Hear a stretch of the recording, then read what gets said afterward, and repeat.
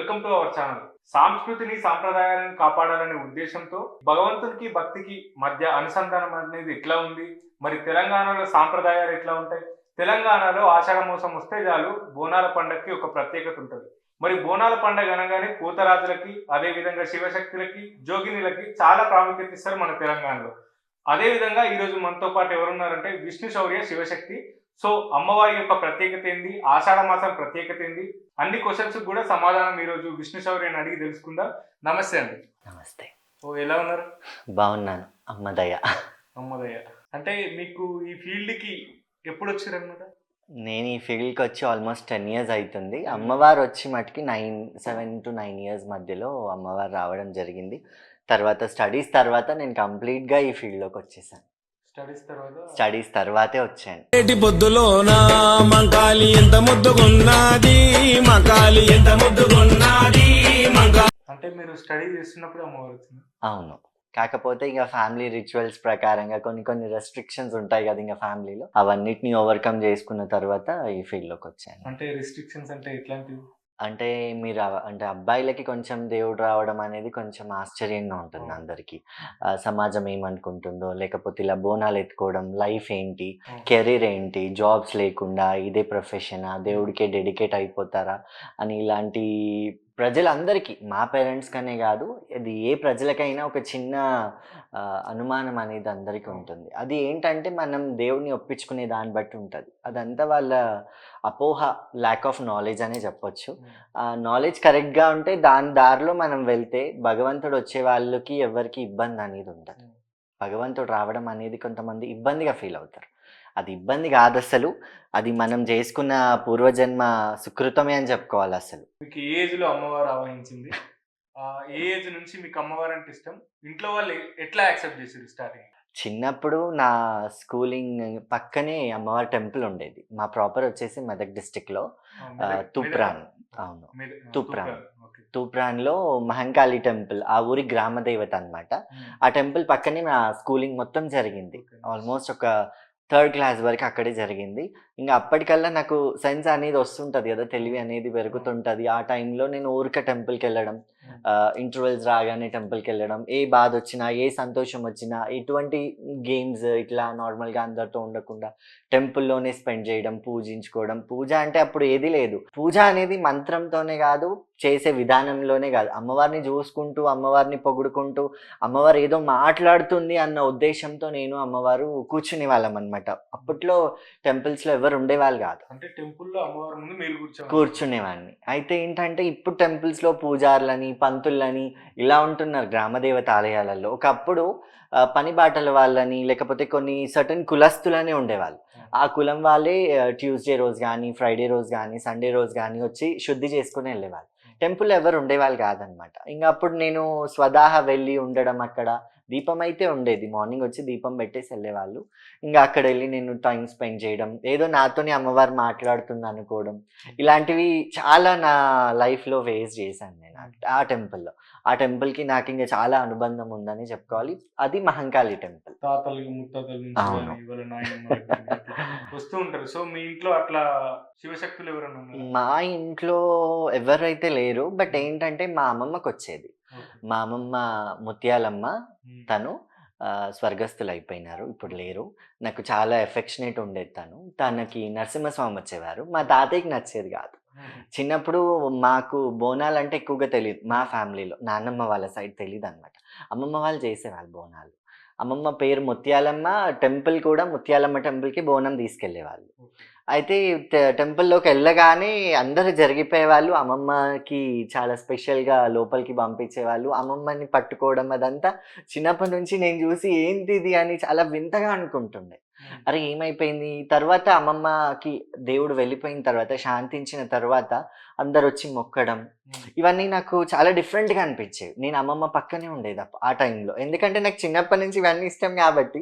కొంచెం నచ్చే ప్రోగ్రామ్స్ జరిగినప్పుడు మనం అక్కడ ఎక్కువగా ఉంటాం కదా, ఇంకా ఎక్కువగా ఉండి చూస్తూ అలా అలవాటు అయిపోయింది. అమ్మమ్మ నుంచి అని కాదు కానీ అది వాళ్ళ వంశానికి ఉంటుంది. అమ్మమ్మకి నరసింహస్వామి వచ్చేవాళ్ళు, ఇంకా నాకు మహంకాళి. అంటే మహంకాళి అమ్మవారు మీకు ఎప్పుడు వచ్చింది? అంటే ఫస్ట్ మీకు ఊహ తెలిసినప్పుడా, తెలియనప్పుడు? తెలిసినప్పుడే. అంటే తెలుసు అని అంటే ఏమో నాకు జరుగుతుంది అని తెలుసు, అంటే పక్కన వాళ్ళు చెప్తారు పక్కన ఏదో నాకు జరుగుతుంది. ఇప్పుడు సిమ్టమ్స్ అనేవి ఫస్ట్ మనమే, అంటే ఎవరెవరైతే దేవుడు వచ్చే వాళ్ళు ఉంటారో సిమ్టమ్స్ వాళ్ళే ఫేస్ చేస్తారు. ఆ సిమ్టమ్స్ కి కొంచెం అనుమానం అనిపిస్తుంది, కానీ ఎవరికి చెప్పుకోలేం. అవునో కాదో మాకు తెలియదు కదా. కొంచెం పెద్దవాళ్ళని అప్రోచ్ అవ్వడం కానీ, తెలిసిన వాళ్ళని అప్రోచ్ అవ్వడం, సింటమ్స్ అంటే ఎట్లా? ఏడవడం, నవ్వడం, అలానే దేవుడి వంక లీనం అయిపోవడం చూపులతో, లేకపోతే బ్లంచెస్ వస్తాయి, బేకొట్లు వస్తుంటాయి, ఎక్కప్స్ వస్తుంటాయి, ఎక్కిళ్ళు తీస్తుంటారు, కీకలు పెడుతుంటారు.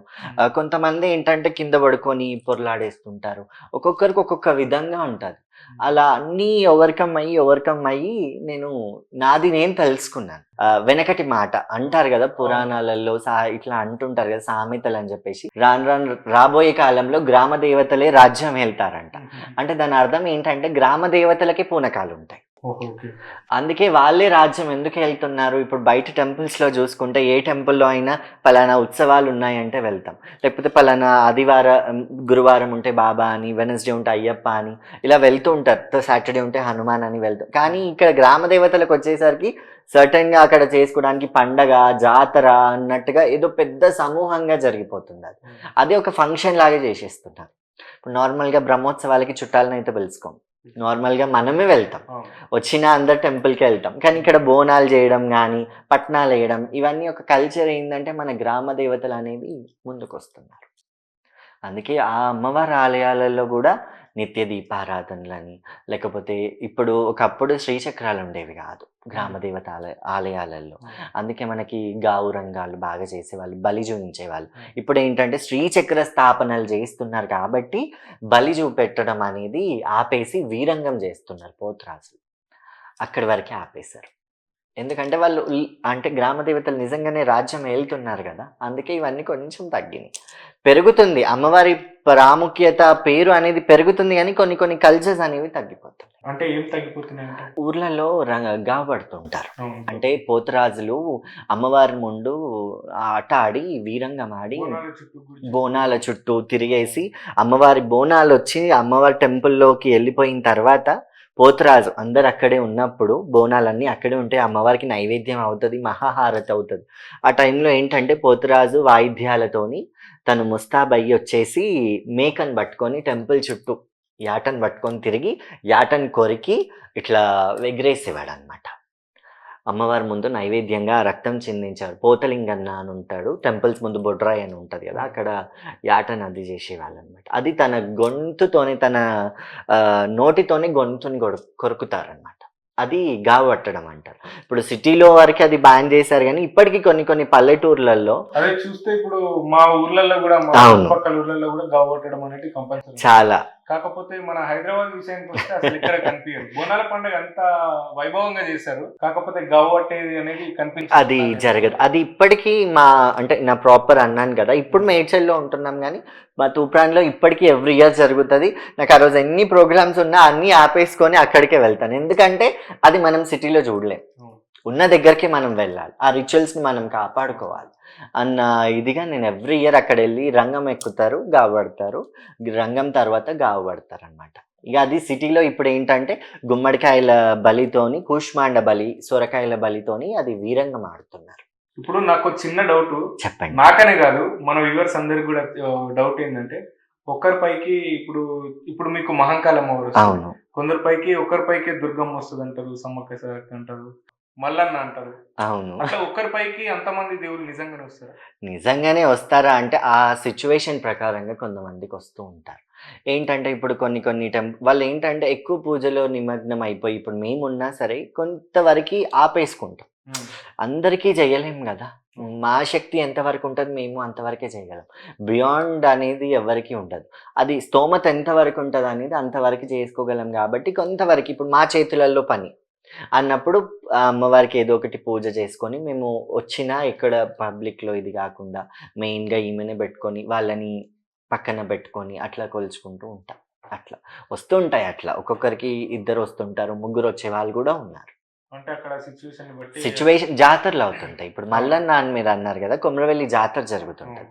ఇప్పుడు ఎంతమందికి ఎల్లమ్మలు ఇట్లా ఎక్కువ వచ్చినా కానీ వాళ్ళ ఇంటి దేవుడు మల్లన్న అని ఉంటాడు.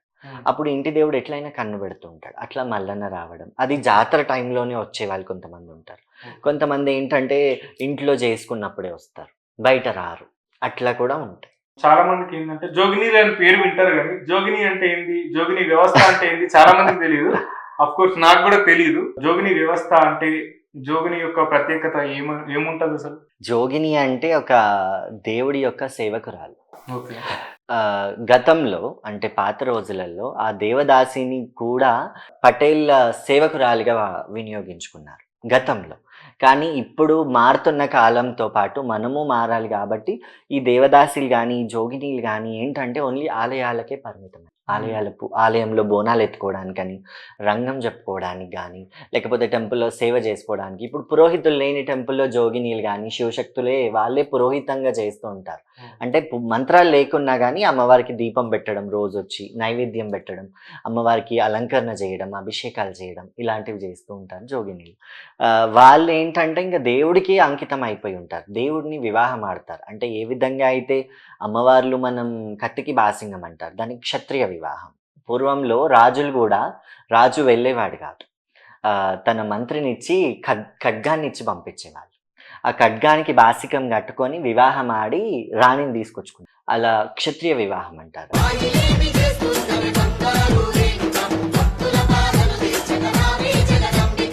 సంవత్సరం మొత్తం బోనాలు చేస్తారు కదా, ఈ సంవత్సరంలో చేసే బోనాలకి ఆషాఢ మాసంలో చేసే బోనాలకి తేడా ఏముంటది అంటారు? అందరికీ డౌట్ ఉంటది, ఎందుకంటే ఇది మంచి క్వశ్చన్ కాబట్టి. ఇక్కడ ఏంటంటే అందరూ బోనాలు చేసేది ఆషాఢ మాసం ఒకటే. మాది లైఫ్ టైం ప్రొఫెషన్ కాబట్టి మేము ఎప్పుడు ఈ జాతరలని, కొమరవెల్లి జాతర, బల్కంపేట జాతర, బోనాల జాతర, బొడ్రాయిల పండగలని, బీరప్ప పండగలని, ఇట్లా ఏదో ఒకటి మాకు ఉంటూనే ఉంటాయి. కానీ ఆషాఢ మాసంలో మాత్రం అందరూ చేసుకోవడానికి అనుకూలంగా ఉండే మాసం ఆషాఢ మాసం కాబట్టి అమ్మవారికి ప్రీతికరమైంది. అమ్మవారు చాలా అందంగా ముస్తాబై ఆలయంలో ఉంటుందంట. అందుకని ఆషాఢ మాసంలో చేయడం, అప్పుడే వర్షాలు, పచ్చదనం అలవర్చుకుంటుంది. ఆషాఢ మాసంలో అమ్మవారికి శక్తులు ఉండవు, ఆలయంలోనే ఉంటారు. శక్తులు ఉండవు అని కాదు, ఆలయంలో చక్కగా కూర్చుంటారు.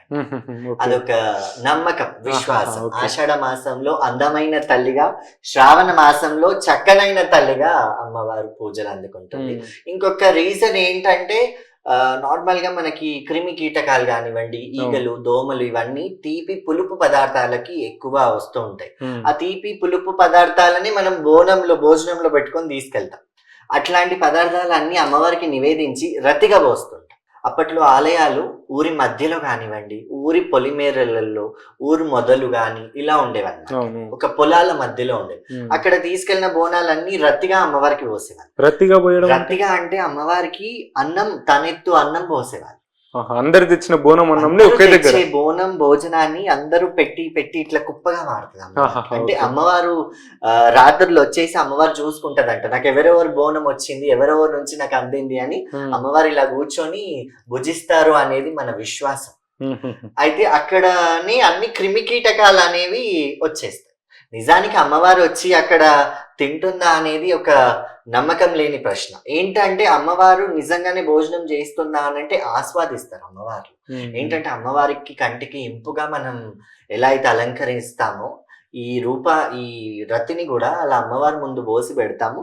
అక్కడ అన్ని క్రిమి కీటకాలు కానివ్వండి, ఈగలు, దోమలు, ఇవన్నీ అక్కడికి వచ్చేస్తాయి. అప్పుడు ఊరంతా సుభిక్షంగా ఉంటుంది. అది కూడా ఒక చిన్న రీజన్. అంటే మనిషికి స్వార్థం అంటారు.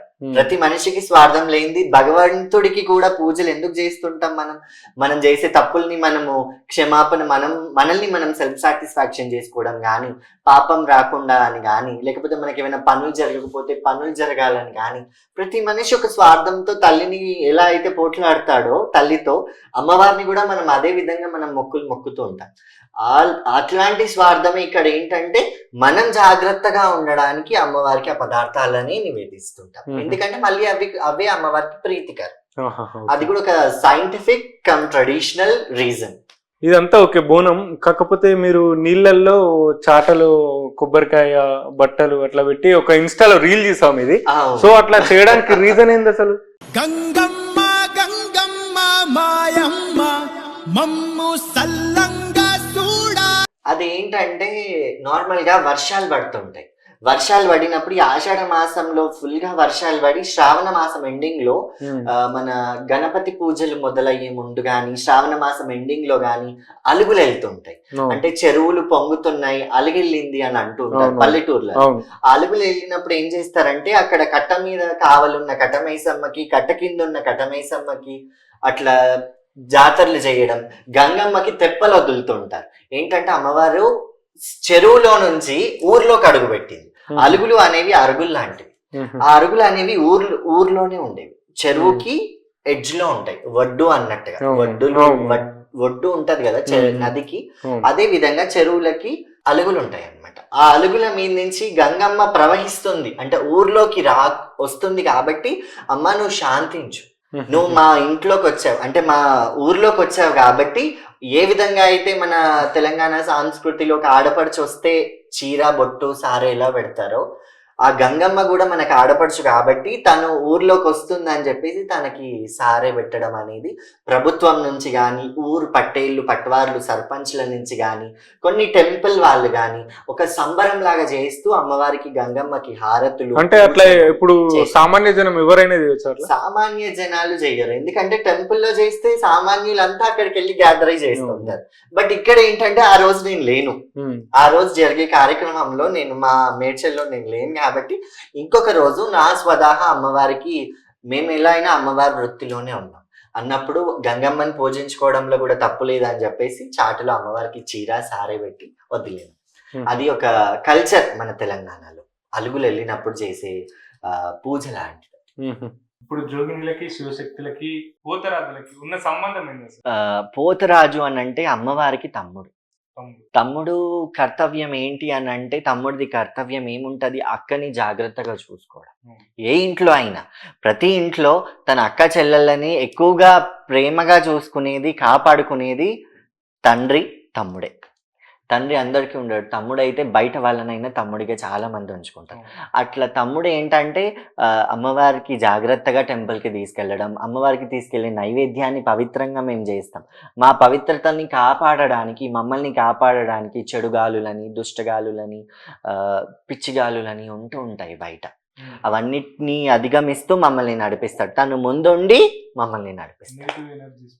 అన్ని తను పాలద్రోవుతూ మమ్మల్ని నడిపించేవాడు పోతురాజు. అప్పటి నిజాం ప్రభువుల కాలం నుంచి అమ్మవారు అడ్డుకుందంట. అంటే ఎంత వాళ్ళు ముస్లింలైనా, ఎంత మహమ్మదీయులైనా మన తెలంగాణ గడ్డ కాబట్టి అక్కడ ఏంటంటే అమ్మవారు అక్కడ ఉంది, ఎన్నో రోజుల నుంచి ఉంది కాబట్టి ఆ ప్రభువు కళలో వెళ్ళి అమ్మవారు చెప్పిందంట, నేను ఇక్కడ ఉన్నాను, నాకు ఏడాదికి ఒకసారి బోనం చెయ్యండి అని ప్రభువుని అమ్మవారు చెప్తే ఆ ప్రభువు ఏడాదికి ఒకసారి గోల్కొండలో ఆషాఢ మాసం మొట్టమొదట వచ్చే గురువారం కానివ్వండి, ఆదివారం కానివ్వండి, గోల్కొండ కిలలో ఉన్న జగదంబిక మహంకాళి అమ్మవార్లకి తొలి బోనం సమర్పించడం మన తెలంగాణ ఆనవాయితీ. ఆ రోజు ఏంటంటే లంగర్ హౌస్ నుంచి అమ్మవారికి సారగంపలాగా బోనంతో వాళ్ళు కూడా మేళ తాళాలతో వస్తారు. అంటే అప్పుడు అమ్మవారికి వడి బియ్యం, పట్టు చీర, పసుపు, కుంకుమ, గాజులు, ఆడవాళ్ళ అలంకరణకి నైవేద్యం, అవసరమయ్యే సామాన్లన్నీ దాన్ని సారే అని అంటారు. అప్పుడు తానీషా ప్రభువులకి ఏంటంటే లంగర్ హౌస్లో కారాగారం ఉండేదంట, అంటే తినుబండారాలన్నీ అక్కడ వాళ్ళు పెట్టుకునే వాళ్ళంట. గోడౌన్స్ అని మనం అంటాం కదా, అక్కడ గోడౌన్ ఉండేదంట. అందుకే అక్కడ లంగర్ హౌస్లో అక్కడి నుంచి అక్కడ ఉండేవన్నీ సంచుల్లో ఉంటాయి కదా, వాడుకున్నవి ఉండవు. ఇప్పుడు కోటలో చూసుకుంటే రాజు దగ్గర వాడే పదార్థాలే ఉంటాయి. అమ్మవారికి మనం ఎటువంటి ఎంగిల్ పడని వస్తువులు పెడుతూ ఉంటాం. నిండు సంచిలో బియ్యం అని, నిండు బిందెలో బియ్యం అని, ఇట్లా కొత్త పంట బియ్యం అని పెడుతూ ఉంటారు. అట్లని అక్కడికి పంట అక్కడికి వచ్చేదంట. అందుకే అక్కడి నుంచి అమ్మవారికి బోనం వండుకొని రాజు ఇక్కడికి వచ్చేవారంట. ఇంకొక కథనం ఏంటంటే అమ్మవారు గంగమ్మకి కూడా బంగారు చాటలో కూడా తెప్పని వదిలాడు అనేసి ఒక విశ్వాసం. ఇదేంటంటే అంతటి మహమ్మదీయులైనా కానీ ఈ బోనాలని చేసేవాళ్ళు కోటలో. ఇప్పటికీ అదే ట్రెడిషన్. అంతటి కోటలో ఎంతో ప్రాముఖ్యంగా ప్రపంచమంతా నలుమూలలా తెలిసే విధంగా గోల్కొండలో బోనాలు జరుగుతాయి, సికింద్రాబాద్లో రంగం జరుగుతుంది. ఇప్పుడు విజయవాడలో ఉన్న దుర్గమ్మకి నాన్ వెజ్ గానీ ఇంకా సారా గానీ అది అట్లా చెయ్యరు, ఉండదు. చెయ్యరు. ఇప్పుడు మన ఊర్లలో అంటే కొందరు ఇళ్లలో ఉంటది. ఇప్పుడు మా ఇంట్లో కూడా ఆ. దుర్గమ్మ అమ్మవారు ఉంది. ఓకే. సో అట్లా సారా పోయడం గానీ బలి ఇయ్యడం గానీ అంటే ఇది ఎందుకు ఈ చేస్తారు? దుర్గమ్మ అంటూ నీ అమ్మవారు ఒక్కలే, ఆమె ప్రతిరూపాలు. ఇప్పుడు ఎల్లమ్మలో చూసుకున్నా గానీ ఎల్లమ్మ ఉంటది, రేణుకా ఎల్లమ్మ ఉంటది, మావురాలు ఎల్లమ్మ ఉంటది, బ్రాహ్మణ ఎల్లమ్మ అని ఉంటది, అంటే బ్రాహ్మణులు పూజించుకునే. ఆ బ్రాహ్మణ ఎల్లమ్మ దగ్గర ఎటువంటి జంతు బలులు ఉండవు. అమ్మవారికి బెల్లం శాఖలు, బెల్లం పోలేలతోనే అమ్మవారికి పూజిస్తూ ఉంటారు. ఇక్కడ ఈ రేణుకా ఎల్లమ్మ, ఈ మావురాలు ఎల్లమ్మ, మాహూర్ ఎల్లమ్మ, వీళ్ళందరికీ ఏంటంటే ఆటలు దిగుతాయి, శాఖ పెడుతుంటారు, కళ్ళు ఘటం పెడుతుంటారు. అదేంటంటే అది ఒక వామాచార పద్ధతిలో చేస్తుంటారు. కళ్ళు శాఖ అనే కాకుండా చల్లని శాఖ అంటే చల్లటి పెరుగు చుక్క వాటర్లో వేసి చల్ల వేసేసి నిండు కుండలు అంటే నిండు సర్వలు కానీ కుండలు కానీ నీళ్లు పోసి వేపాకులు వేసి బొట్టు పెట్టి బెల్లం ముక్కేసి శాఖ పెట్టడం కూడా అది చల్లని శాఖ. బతుకమ్మ మనకి ముఖ్యమైన పండుగలు బోనాలు, బతుకమ్మ అప్పుడు కూడా ఆడపడుచులు రావడం. మళ్ళీ ఇక్కడ ఏంటంటే బోనాలు చేసేవి అమ్మవార్లకి, బతుకమ్మ గౌరమ్మ తల్లి. అక్కడ స్త్రీమూర్తే, ఇక్కడ స్త్రీమూర్తే. ఒక స్త్రీ అమ్మవారికి మనం ఎక్కడైతే స్త్రీ పూజింపబడుతుందో అక్కడ రాష్ట్రం అభివృద్ధి చెందుతుంది అనడానికి మన తెలంగాణ అనే ఒక ప్రత్యేక నిదర్శనం. మనం మన బంగారు తెలంగాణ తెచ్చుకున్నాక బోనాలు అనేవి చాలా మంది చేస్తున్నారు. వంచన లేని వాళ్ళు కూడా మొదలు పెట్టారు. ఆంధ్ర వాళ్ళు కూడా చేస్తున్నారు. ఇంకొకటి ఓపెన్ గా చెప్పాలంటే మాకు కూడా బోనాలు వంచనలేవు. మా నాన్నమ్మ వాళ్ళ అత్తయ్య వాళ్ళెవరు మాకు బోనాలు అనేవి వంచనలేవు. నాకు ఏంటంటే టెంపుల్ కి కూడా వెళ్ళే వాళ్ళు కాదు. మా పెద్దమ్మ నుంచి ఏంటంటే శాఖ అనేది మొదలైంది.